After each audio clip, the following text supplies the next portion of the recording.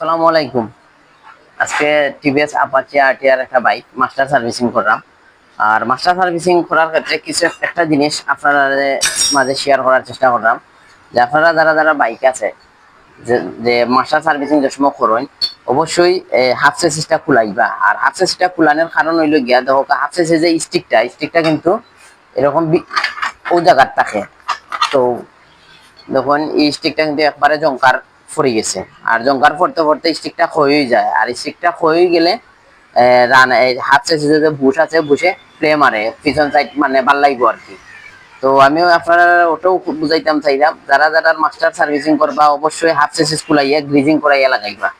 তো আমিও master servicing করলাম একটা বাইক, হাফ চেসিস খুলছি। আর এটার যে অবস্থাটা আপনার মাঝে দেখানোর চেষ্টা করছি আর কি।